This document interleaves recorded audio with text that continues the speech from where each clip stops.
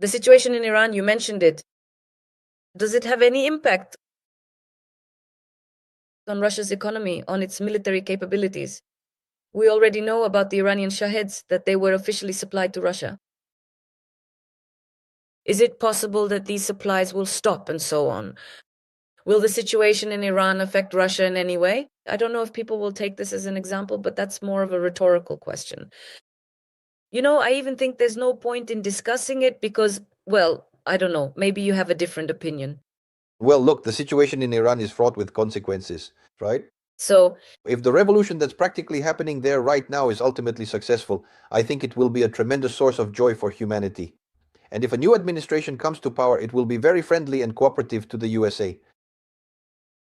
Well, as you know, Trump just recently received the head of Libya at the White House. So basically, that would be a completely different story. If that happens, Iran will return to the global oil market and to the global gas market, by the way. Let me remind you that Iran is extremely rich not only in oil but also in gas. All of that is currently in poor condition there, quite ruined. And in general, Iran is now experiencing a severe energy crisis, if you look into it. But if this religious regime is overthrown, then a revival could begin there, with help from the Americans and possibly from Israel. And then we would see a rather quick and active return of Iran to the oil market. There will be even more oil supply, even lower prices, and the $69 that the Russian government is so fondly hoping for simply won't exist. The challenge will be to keep it at 50, and that's the 50 that the Americans want and what Trump is talking about. This is the price. WTI crude is American oil. It's a bit cheaper than Brent, but significantly more expensive than euros. So if it's 50 for WTI, then for Russia it will be at best around 40. And in Russia, the oil production costs are $40 to $47 per barrel. In other words, the Russian oil industry will mostly become unprofitable and will require subsidies from the budget. But subsidies can't be provided because there won't be any income from the oil sector to subsidize the oil sector. I remember now how we talked about this, and you basically predicted it. But back then, it really seemed unrealistic. I remember that on the broadcasts of Freedom, the Freedom TV channel, for example, we talked about $59 per barrel, or things like, well, I don't know, that's impossible, blah, blah, blah. Now we're talking about just below $40. And this is reality. So, what I want to say to our viewers right now is, if all of this seems surreal and unreal to you, it's just your impression. Look, it turns out that Russia is surrounded on all sides. Well, in a collapse, the regime falls, and that's Venezuela before Maduro was arrested by China. It's not as interesting anymore. It's like a cow that's already, well, yes, exhausted and doesn't give as much milk as one would like. And Ukraine still refuses to give in. It's sitting there without electricity, heat, or water, and still won't make any concessions, won't give up anything, and keeps fighting. Consequently, it has become increasingly clear that this is already a kind of final death throes, the comprehensive and systematic destruction of Ukraine's vital energy and utility infrastructure. It's like a mean bully who's already throwing whatever stones he has left, just to finish it all off. Well, I always quote a saying that I think is very true. A father didn't beat his son for playing, but for trying to get even. That's a very accurate saying. That's exactly what Russia is doing, trying to get even. It got itself into a war it simply can't win. This is an incredible problem for them. In fact, they've already been fighting this war longer than the Great Patriotic War lasted. And it's quite amusing how these Russian pro government public pages are now complaining, saying that during the Great Patriotic War, they reached Berlin in 4 years. They took Berlin, but here, after 4 years, they still can't fully capture Kupiansk. So much for Russia's great army. It's funny. It's funny and shameful, but Putin is just trying to get even. But the way he's getting even is truly terrifying. Russia probably doesn't even really understand this. Right now, he's flushing away Russia's entire future. And that means that even if the war ends, Russia will hardly be able to recover in any normal way. It has lost too much. It has squandered too much. It has destroyed too much and created enormous problems. I always say, let's imagine a simple situation. Well, let's say Russia wins the war, let's say along the current front line. It holds on to these territories that it has occupied, but then those territories need to be rebuilt. That will require pouring in an absolutely enormous amount of money. I tried to calculate it, and it turns out you would need to invest 15 to 20 trillion just to make it possible to live there somehow. Russia doesn't have that kind of money at all. So it has saddled itself with a terrible burden, this new one.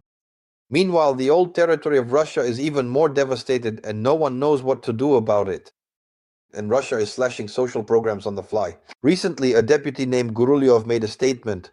He exists, yes, an outstanding political figure in Russia, and he said, "Guys, we promised you a program to relocate people from unsafe housing. Forget it, there's no money, all the money is going to the war. Just live and pray that your house doesn't collapse on you. If you pray, you'll be fine and the house won't fall down. When the war is over, maybe we'll relocate you. So keep living in these old houses that are suspiciously creaking above your heads, and to keep them from collapsing, pray harder day and night. Maybe then you'll survive." So that's exactly it. Utilities aren't being repaired, emergency housing isn't being relocated, and they're starting to cut funding for roads, which means soon you won't even be able to travel properly across Russia. As Putin said, why do you need cars? You don't have any roads. Well, he was right about that. At least he told some truth. Yeah, so that's the picture. In other words, Russia is actually destroying its own future, and in that future, there's only despair and poverty for Russia. Especially since, I repeat, Russia's main breadwinner, the oil industry, is in trouble, and it's not going to recover. Let me explain why. Russia potentially has a lot of oil and gas, but that's only potential. So it's like the wealth is in the ground, but they're located in places where extraction is extremely expensive. If you're extracting gas, say somewhere around the Yamal Peninsula, you still have to somehow transport it somewhere afterwards. As long as there were pipelines, there was at least some kind of idea. You pumped it into the pipeline and it went on to Europe. And now, when all of that isn't working, the question arises, well, let's say I build an LNG plant on Yamal, but how am I going to transport the LNG from there? There were some absolutely fantastic projects. People in Russia have an astonishing imagination, especially when there's hope of siphoning off budget money. They come up with such projects. There was this marvelous tallow project. You're going to get a kick out of this. The idea was to organize the production of nuclear submarines to transport liquefied gas under the ice of the Northern Sea route. And what a beautiful budget that would be. Yeah, it's quite a marvel, but what can you do? So that's why in Russia, unfortunately, there is very little left for Russians themselves. There's hardly any oil left. There's a lot of gas, but as for the gas, no one wants to take it. So what do you do with it? As you can see, even China is not agreeing to a second pipeline. They can't manage to persuade them about Power of Siberia 2. And as for oil, according to estimates, at today's price levels, there's enough for about 28 years. Oil for, Wait, did you say 28 years? yes, How many years until 2042? 17. 17. Yes. So basically, to put it simply, the situation is this. The current generation of Russians might end up living in a country that can't export oil. It won't have any oil left for export. Maybe they'll still extract some for their own needs, but overall, there won't be anything left for export. You see, I'm talking about things that people find unbelievable, but economics is a harsh thing.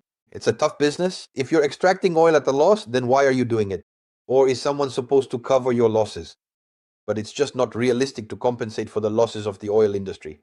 Although that's already starting to happen, just pay attention. I never make things up. I get that people think I'm inventing some kind of horror stories. But notice that about a month and a half ago, I think Putin signed a special decree granting tax breaks, if I'm not mistaken, until May of next year for Rosneft and Gazprom. In other words, the companies that are supposed to be feeding the budget with money are being given tax breaks so they pay less, because otherwise they would collapse and stop operating. These are Rosneft and Gazprom, the two largest state-owned companies in Russia, the two main breadwinners. Gazprom, once Russia's national treasure. Let me remind you, what is its current state? A loss-making company.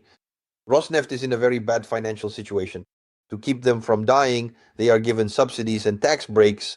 So where will the money come from then? Well, they've raised VAT, they'll take it from the population, but